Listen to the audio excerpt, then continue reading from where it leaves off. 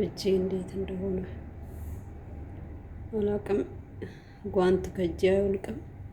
ለዚህ ነው መሰለኝ እጄ እንደዚህ የሆነው። ይሄኛው የግራ ነው፣ እንደውም ደህና ነው፣ ደህና ነው ማለት ይቻላል። ይሄኛው እንደውም ያኛው ከዚህ የባሰ ነው። እንደውም በጣም ነው የቆረፈደው፣ ተሰነጣጥቋል። ሁል ጊዜ ጓንት ከእጄ አይወልቅም። በቃ ከስራው ብዛት የተነሳ ሳጸዳም ምግብ ስሰራም በቃ እሱን ለብሳለሁ። እሱ ነው መሰለኝ። እኔ እጄ በጣም ቻይ ነው። ማንኛውም አይነት ሳሙና፣ ማንኛውም አይነት ክሎሮክስ፣ ምንም ነገር እጄ ምንም ነገር በቃ ይችላል ማለት ነው። እጄ ሁሌም ለስላሳ ነበር። ለመጀመሪያ ጊዜ ነው እንደዚህ እጄ የሆነው። እርግጠኛ ነኝ በጓንት ምክንያት ነው እንጂ ሌላ ነገር አይደለም።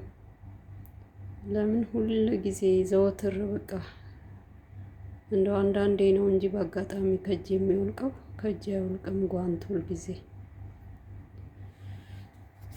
ቀጣይ ደግሞ ሁለተኛው ይሄኛው የቀኝ ነው። በጣም ነው የተበላሸው እጄ። አላቅም ምን እንደማደርግ ግራ ገብቶኛል። ስራውንም ለመልቀቅ በዚህን ጊዜ ስራ አይገኝም። ምን እንደማደርግ አላቅም። ምን እንደማደርግ በጣም ግራ ገብቶኛል።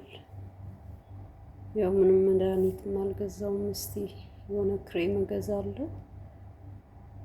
ግን ይሄንን ጓንት ሁል ጊዜ መጠቀም እስካላቆምኩ ድረስ በቃ እኔ እንጃ እንደዚሁ የሚሆን ነው የሚመስለኝ።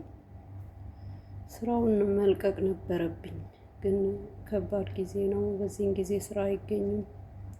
ትምህርት ቤት እስከሚከፈት ትምህርት ሲጀመር ነው። 9ኛ ወር ውስጥ ነው ስራ የሚገኘው። አሁን ላይ በጣም ከባድ ጊዜ ነው። ስራ አይገኝም። በየቦታው ብዙ እህቶች ስራ አጥተው ተቀምጠዋል። ከባድ ጊዜ ነው እና እጄ እንደዚህ መሆኑ በጣም ነው ያሳሰበኝ። እርግጠኛ ነኝ ይሄ ጓንት ነው፣ ሁልጊዜ ስለምለብስ።